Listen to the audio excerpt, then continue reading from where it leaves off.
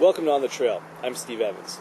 This summer I received many emails requesting information about the tarp that I use for my solo trips. Specifically, they wanted to know how to pitch it.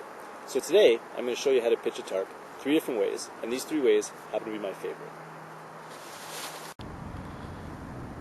In order to pitch a tarp, you're going to need 2 trekking poles, the tarp itself. In this case I'm using a Mountain Laurel Designs Cuban fiber poncho tarp.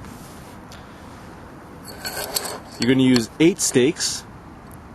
My stake of choice is the Titanium Goat carbon fiber 6-inch stake. Now in some of the pitches you're not going to use all 8, but 8 will cover all the ones I'm going to show you. And you're going to need a number of guy lines. I use 4 6-foot guy lines and 4 3-foot guy lines. I find that this is enough to cover all the pitches that are required to keep me nice and dry in the summer months. Now, before you go ahead and pitch your tarp, when you do arrive to your campsite, one thing that isn't talked about a lot and should really be stressed is site selection. With a tarp, you obviously have limited protection from storm weather and nasty rain and whatnot. So you're not going to want to pitch it in any type of depression in the ground or in any type of open area. First thing to do when you get to your campsite, look for high ground and a place that has natural windbreaks, such as bushes, trees, rocks, and whatnot. Then you can start pitching your tarp. Once you've found a suitable place to set up your tarp, start off by opening it up and laying it flat. I'm going to show you probably the most storm-worthy pitch that I use. It's called the A-frame. In order to get a nice tight pitch when you're using the A-frame style, you're going to want to use all the tie-outs supplied on the tarp. This tarp in particular has 8 tie-outs, so I'm going to use all 8 stakes that I brought and all 8 guy lines. And I'm going to show you where to put the longer ones and where to put the shorter ones. At the front of your tarp, which happens to be over here, there's 3 tie-outs. This one here you're going to want a 6-footer, middle one 6-footer, corner one 6-footer. Halfway down the tarp there's 2 tie-outs on each side. We're going to want to put a 3-foot on one side and a 3-foot guy line on the other side. At the back of the tarp, the back corner is going to have a 3-foot, the other corner is going to have a 3-foot guy line, and the ridge line again on the back is going to be a 6-foot guy line. Once all the guy lines are set up, the rest is pretty easy. First step in setting up the A-frame is to take 2 pegs and guy out the 2 back corners of your tarp.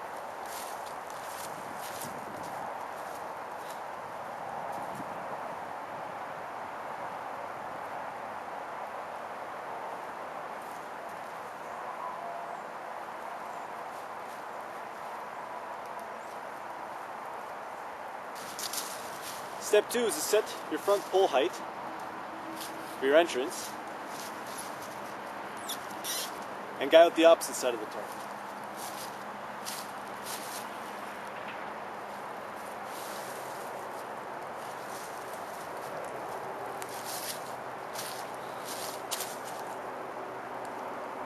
At this point, you're going to take your other pole and pitch the back ridge line guy out.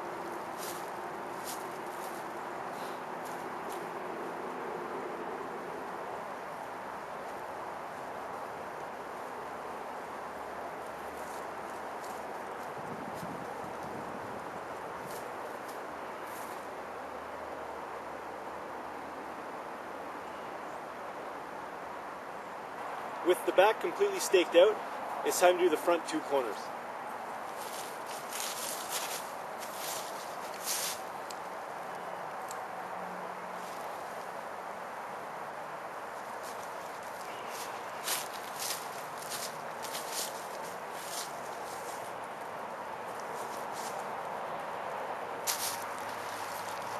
Last 2 pegs are going to go in the 2 side tie-outs.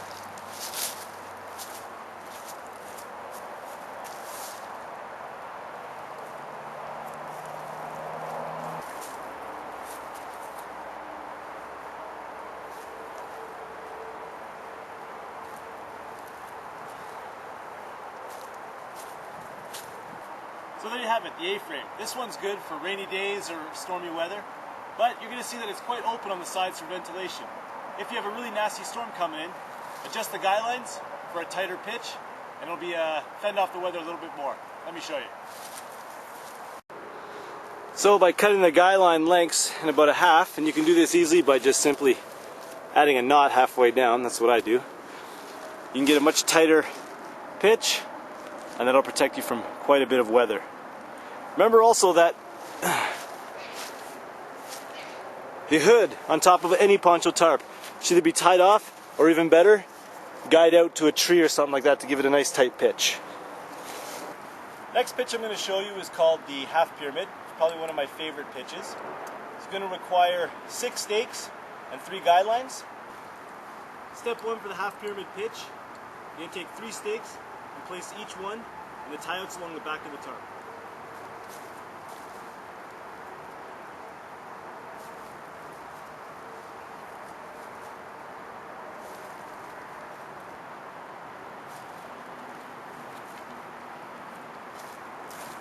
Second step, set your pole height, get one of your 6-foot guidelines, slip it through the middle tie-out on the front of your tarp. It's a bit high.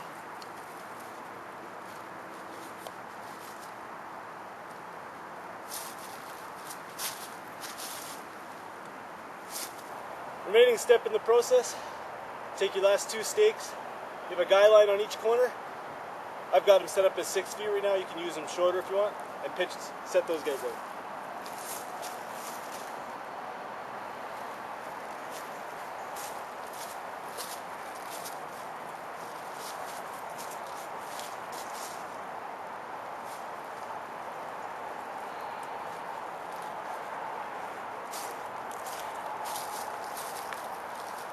Tight squeeze for a guy like me, but it nicely blocks the wind coming from back there, leaves this nice and open for views. And here's the half pyramid pitch, fully guyed out, using all the tie-outs and all the stakes. You can see it gets quite tight here. Perfect for wind coming off the back and deflecting up. Obviously, you're going to want the elements to be facing the opposite direction from the opening here. Second pitch I'm going to show you today is the flying diamond.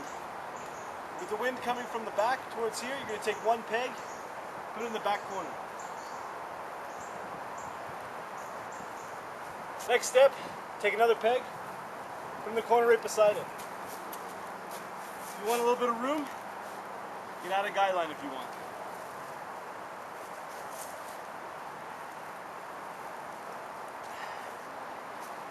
Afterwards, grab 1 more peg. You're now going in the opposite corner. You're going to set your pole height.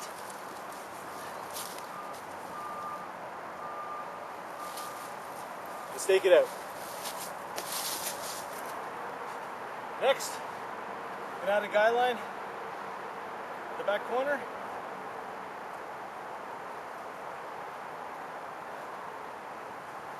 And stake it out as well.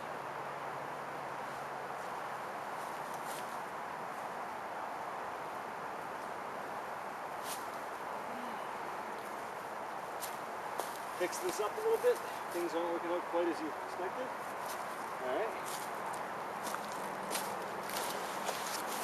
Now, depending on how much wind protection you need or what type of weather you're dealing with, you can grab your last 3 stakes. Add 1 at the back.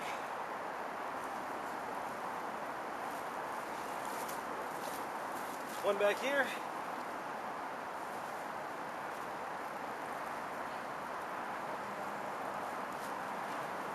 And of course, the guy line right here.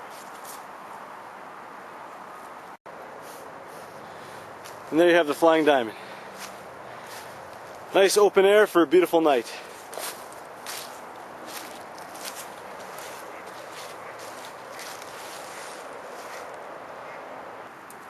Alright guys, I hope you enjoyed the tutorial I gave you today.